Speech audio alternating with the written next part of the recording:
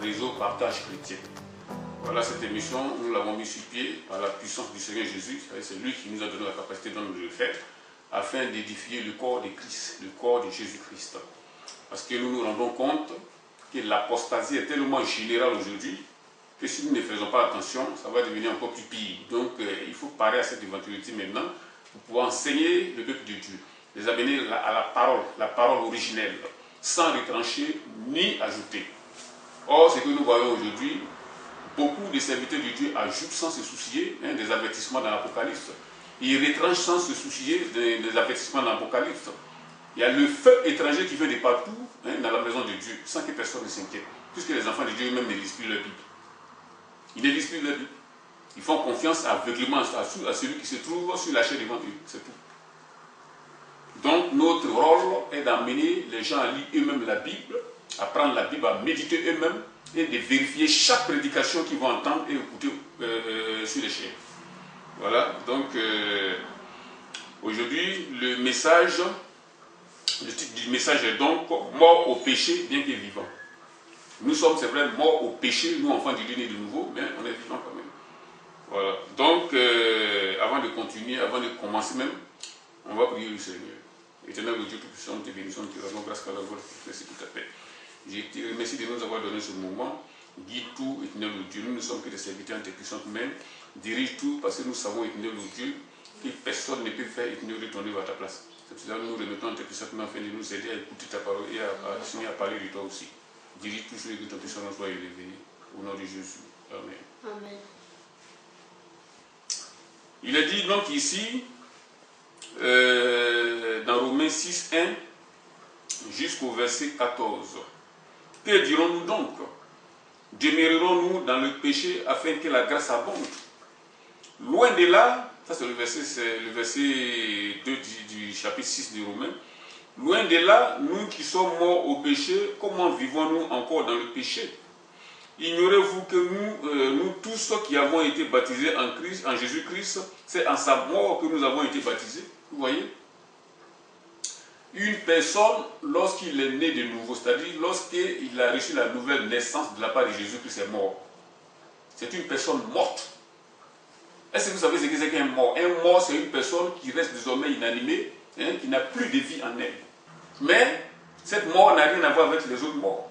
Elle est morte pour le péché. Vous voyez, elle est morte pour le monde.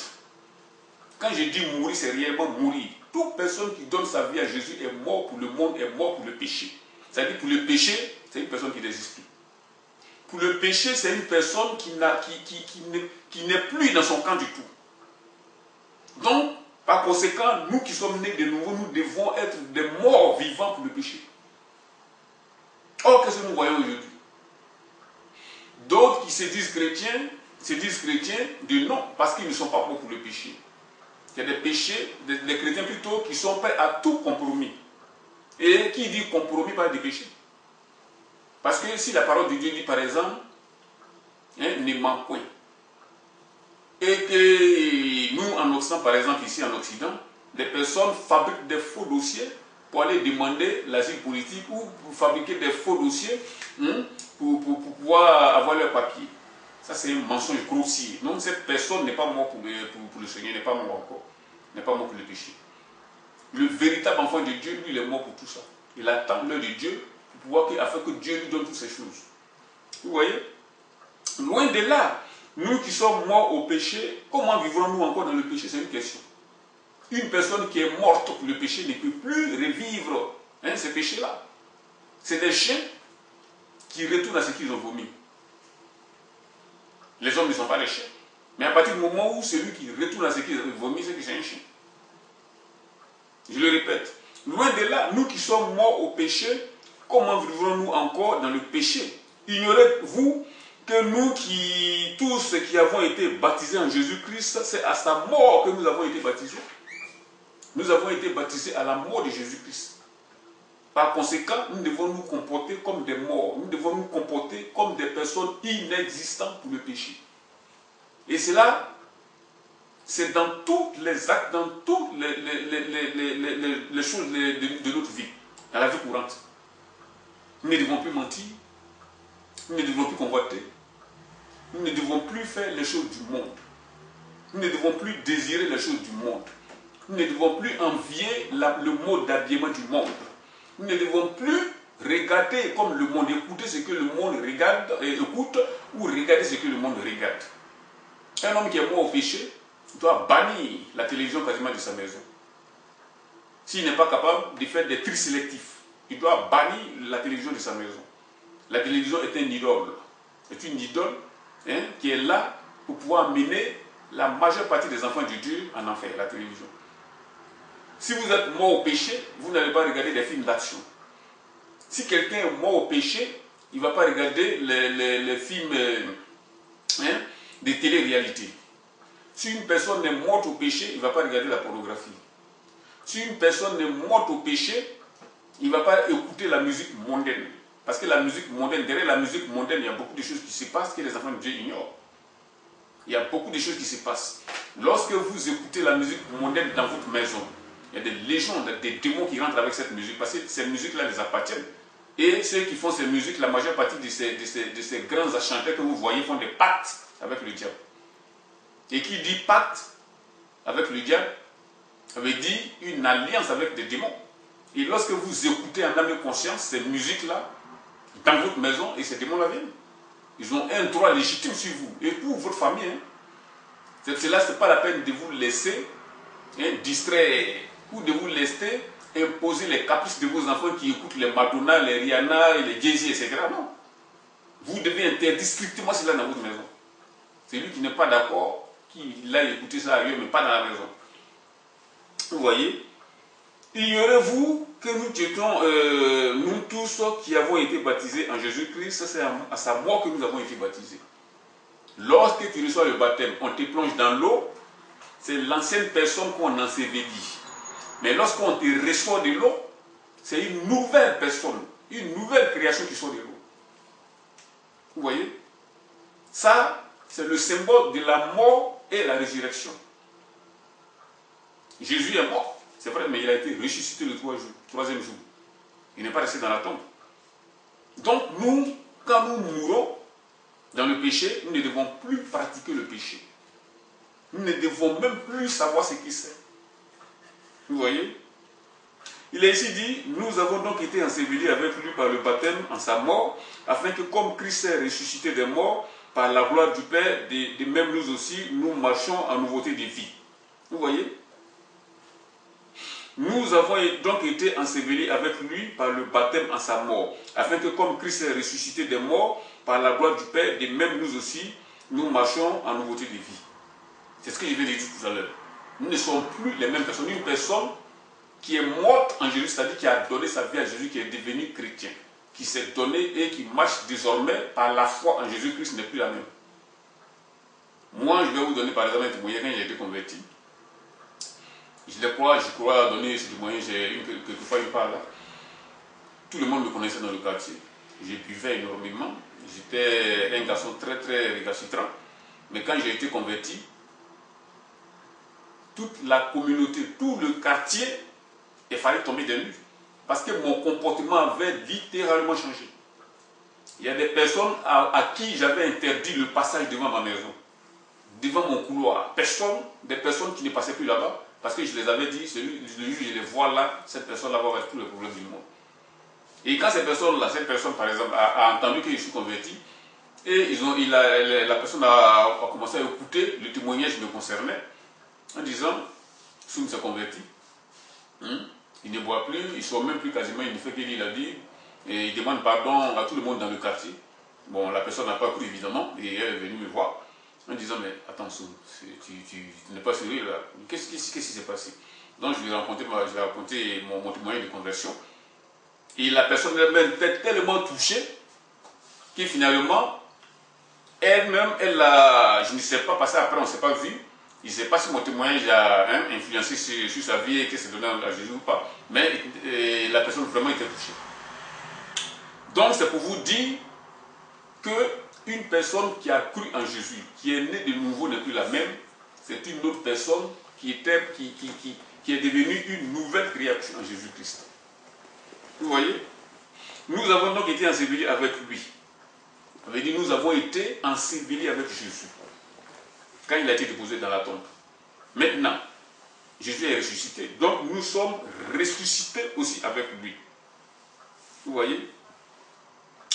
Donc il est ici dit dans le verset 5, en effet, si nous sommes devenus une même plante avec lui par la conformité à sa mort, nous le sommes aussi par la conformité à sa résurrection. Sachant que notre vieil homme a été crucifié avec lui, afin que le corps du péché fût détruit. Vous voyez? Parce que pour qu'une renaissance s'efface, il faut que la mort s'efface. Lorsque, par exemple, vous plantez une plante, vous avez enseveli la plante. Mais la plante que vous avez ensevelie, la vie va renaître. Et une autre plante va pousser. Mais est-ce que si ce grain-là que vous avez planté, si vous ne l'avez pas planté, elle va rester là inactive. Mais lorsque vous la plantez, vous l'ensevelissez, une nouvelle vie va venir en cette plante-là. Vous voyez? Sachant que votre vieil homme a été crucifié avec lui, afin que le corps du péché fût détruit, pour que nous ne soyons plus esclaves du péché. Vous voyez, je reviens sur le verset 6 du chapitre 6 toujours. Sachant que notre vieil homme a été crucifié avec lui, afin que le corps du péché fût détruit, pour que nous ne soyons plus esclaves du péché. Le corps du péché fût détruit. Le corps du péché, c'est quoi? Dans le temps, quand on ne connaissait pas Jésus, on s'habillait n'importe comment, avec des habits serrés, des dessins de dragons, des effigies, des démons partout sur nous, en croyant que c'était des bonnes choses. Ces choses, d'ailleurs, ceux qui les font sont des satanistes, des haut rang. Vous voyez, le monde aujourd'hui est tel que tout passe par la main des occultistes, même la nourriture. Tout passe par la main des occultistes. Il faut faire attention et prier suffisamment sur une nourriture aujourd'hui avant de le manger. Hier, j'ai écouté une émission, il y a une femme qui s'est plaignée en disant on met des bébés, des fétiches des bébés maintenant dans des enfants, dans des bonbons qu'on donne aux enfants. Vous voyez? Ils poussent les gens à devenir cannibales sans même leur consentement.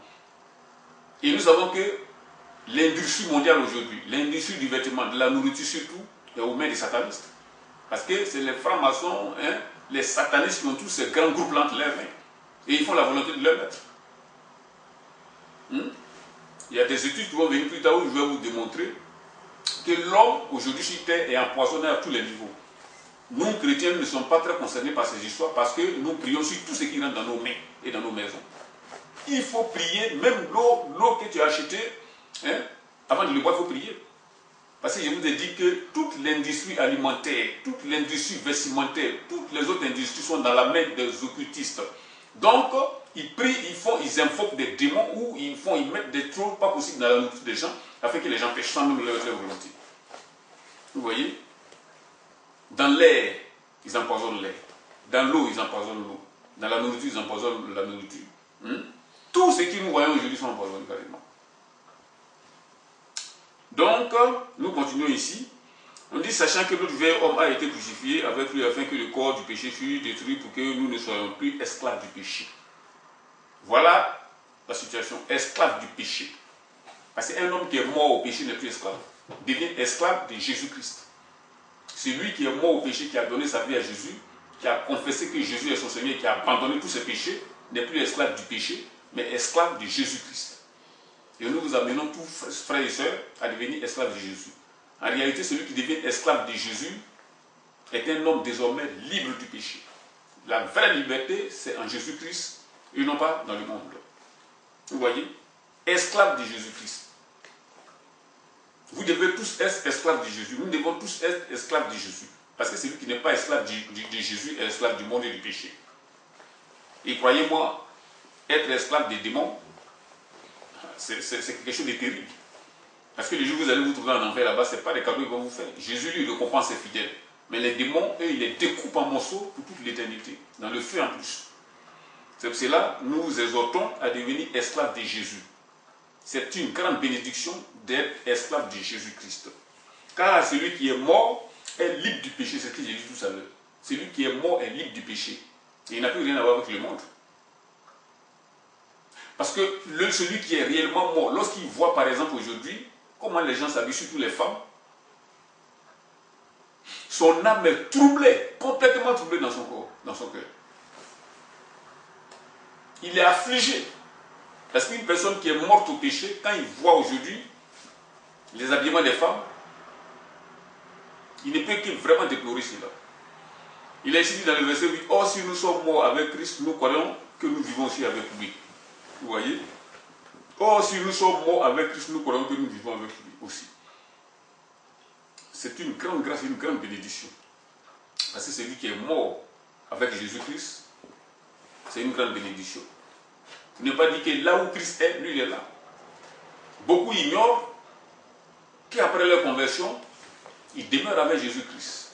Même dans le ciel, ils demeurent là-bas. C'est des choses qui sont tellement profondes que ça dépasse l'entendement des hommes simples. Vous qui êtes sauvés, vous n'êtes pas n'importe quoi ni n'importe qui.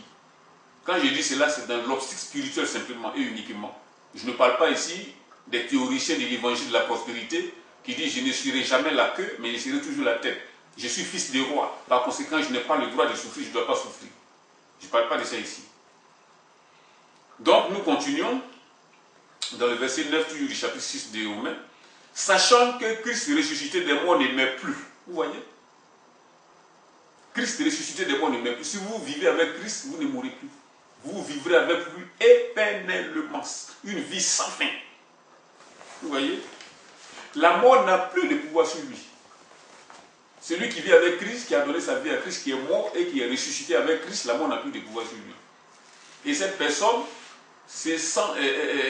doit se sentir vraiment heureux parce qu'il va vivre avec son Seigneur éternellement. Car il est mort et c'est pour le péché qu'il est mort, une fois pour toutes.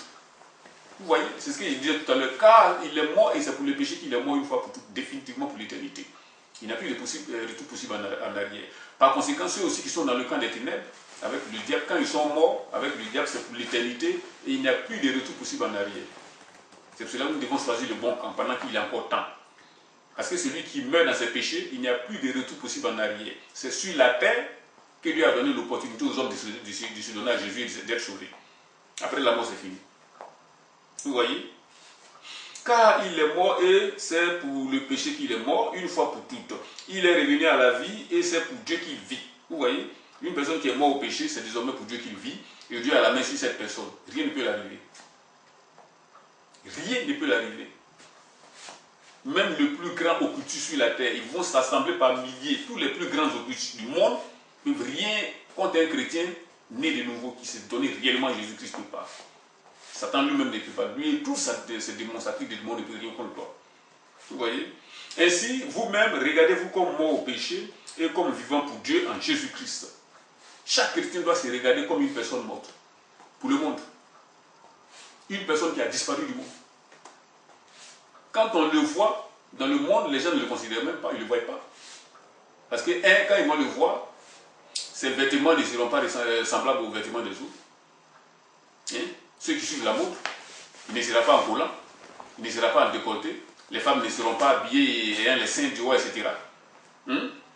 Leur corps sera d'abord couvert, parce que le Saint-Esprit y habite. Ils n'auront pas aucun apparat de Satan sur eux, afin que les démons puissent les solliciter ou les réclamer plus tard. Les faux cheveux, les faux ongles, les talons, les pantalons, les faux cils, les vernis, les décapitations de peau, tous ces appareils qui appartiennent aux démons. Parce que tous ceux qui portent ces choses, au jour du jugement, les démons les réclameront en disant, Seigneur, voilà, ils avaient nos possessions sur eux. Cette femme avait tous nos accoutrements sur elle. Donc elle nous appartient. Et Dieu, il est juste. Puisqu'il est juste, il ne pourra qu'exercer sa justice. Je ne sais pas si vous comprenez. Donc il est ici dans le verset 12 que le péché ne règne donc point dans votre corps mortel et n'obéissez pas à ses convoitises. Que le péché ne règne pas dans vos corps mortels et n'obéissez pas à ses convoitises. Ceux qui se laissent aller n'importe comment par le péché. L'adultère, les fornications de tous sortes, les mensonges, les compromis, les vols, etc. Et les appareils dont je viens de parler tout à l'heure. Tout ça sont des péchés. N'hésitez pas à rejeter ces choses. En rejetant ces choses, vous vous mettez sous la coupole de Jésus-Christ. Et tant que vous êtes sous la coupole de Jésus-Christ, personne ne peut vous toucher. Vous voyez? Ne livrez pas vos membres au péché comme des instruments d'iniquité. Vous voyez? C'est pour cela qu'il faut travailler pour le bon maître. Il faut travailler pour Jésus-Christ et non pas travailler pour le diable et ses démons. Vos pieds sont faits pour aller annoncer la parole de Dieu. Vos mains sont faites pour faire du bien aux gens. Ne volez pas, n'allez pas faire l'œuvre du diable. Les mains que le Seigneur nous a données après nos conversions doivent uniquement servir au service de Jésus-Christ. Les pieds que le Seigneur nous a donnés doivent uniquement servir à l'œuvre de Jésus-Christ après la conversion. Vous voyez? Il est ici dit, comme des instruments d'iniquité, donc, mais donnez vous-même à Dieu comme étant vivants des morts que vous étiez. Et offrez à Dieu vos membres comme des instruments de justice. Vous voyez, vos mains et vos pieds sont devenus des instruments de Jésus désormais sur la terre. Ils doivent servir uniquement qu'au bien et qu'au service de Jésus, pas au service des démons. Car le péché n'aura point de pouvoir sur vous, puisque vous êtes non sous la loi, mais sous la grâce. Désormais, nous sommes sous la grâce. La grâce est accessible jusqu'à présent. Elle est disponible et elle est accessible. Donc, tous ceux qui entendent parler de Jésus peuvent venir à Jésus, sans restriction. Jésus, lui, il n'est pas un Dieu mesquin comme le Dieu de ce monde que nous connaissons. La porte est ouverte, on ne paye rien, le salut est gratuit et tous ceux qui veulent être sauvés viennent librement à Jésus pour être sauvés. Le salut, je le répète, est disponible et gratuit. Vous voyez? Donc, un enfant de Dieu, né de nouveau, ne doit pas se comporter comme le monde, parce que le monde passera. Le monde que nous voyons, la terre que nous voyons, là, passera. Dieu brûlera cette terre-là par le feu. Par conséquent, nous ne devons pas vivre sur cette terre comme si nous étions habitants permanents ici. Voilà, chers frères et sœurs, c'était cette courte prédication que j'ai apportée ce matin. Nous allons prier le Seigneur afin qu'il nous donne la capacité de la mettre en application. Merci Seigneur pour ta grâce, que tu nous sois élevé par l'élévation pour nous, s'il te plaît. Je te remercie, pour tout ce que tu fais, pour tout ce que tu fais, pour tout ce que tu fais, ne peut que Seigneur te bénir, te glorifier. Je te remercie de ce que Seigneur tu nous as enseigné. Donne-nous la capacité de la mettre en application et que tout puissant nous soit élevé, Seigneur. Merci pour ta grâce au nom de Jésus. Amen.